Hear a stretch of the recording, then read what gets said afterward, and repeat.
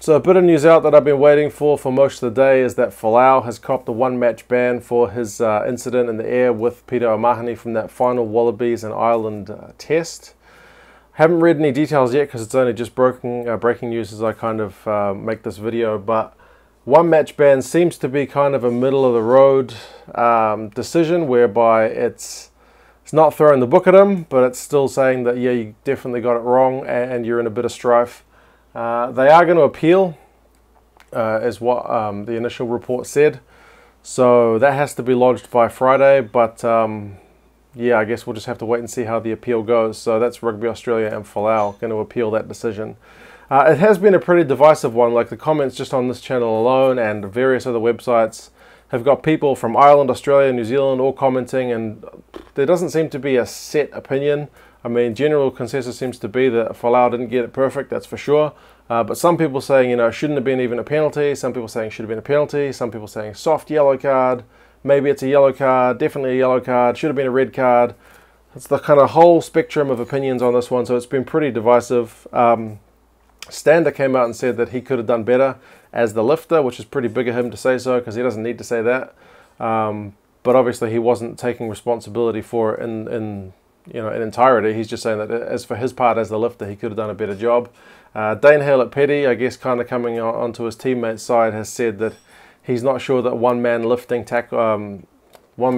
to take high balls are kind of a good idea, just because he's a guy who jumps for high balls a lot as primarily a fullback, and yeah, he just thinks it's a bit risky, so I guess that's his 2 cents. Folau, I mean, in the still images, it looks pretty bad when you slow it right down because you can see the hand on the chest. I guess the only 2 guys who really know how much force went onto that are Folau and O'Mahony themselves.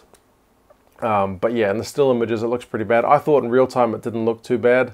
I thought it looked like a fair contest, but slowing things down, they obviously look really bad. But I mean, Stockdale's yellow card also, it looked like an MMA elbow in the still images, but it was purely accidental. So yeah, it's going to be an interesting one going forward. Future implications I've put there is Daryl Gibson's come out and said that he kind of worries. Obviously he's the Waratahs coach, so he's going to say this, but he's worried about how this will affect games going forward. You may expect teams facing the Waratahs especially, because they utilise Folau's aerial ability a lot in their game plan.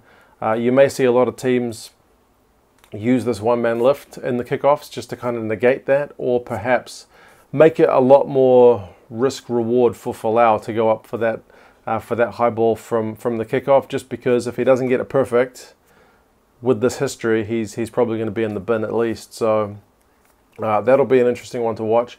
But also beyond Folau, just generally in rugby, how the kickoff receipts will be taken for teams who are able to kind of challenge in that area. From Super Rugby, I'm thinking about guys like Kerwin Bosch from the Sharks and the Springboks a little bit. He can boot the ball a mile high when he does his restarts, and he's not the only guy around the world, obviously, but he's one guy who's a good example to really allow his team to challenge for that kickoff receipt. Other teams may start using a one-man lift. I mean, teams obviously do it already, but it may become more prevalent, as I said, just to make it a bit riskier for the team challenging for it, because it could become like the whole intercept thing. Like if you stick your hand out and you get the ball, then you're away, you get an intercept, but if you get your hand to it and you don't get it, you run the risk of getting in trouble. So it could go down that path. It's still very early days, kind of remains to be seen. People have compared it a bit to a line-out, how, you know, Folau needs to take the same care in a line-out as he does when competing for a kickoff. I'm not sure it works quite the same as a line-out, because in a line-out, both you guys are being lifted pretty much straight up, whereas from kickoff, he's kind of coming in, you know, with a bit of forward momentum. So I'm not sure that's entirely fair, but yeah, it's an interesting one. Like I said, it's pretty divisive. There doesn't seem to be a general consensus on how things went. I guess things will kind of play out in the coming days, and we'll see what happens. But yeah, just a little bit of news out, and you guys let me know your thoughts on the ban. If it does end up being one game, what do you think about it? And yeah, I guess I'll talk to you again soon. See you later.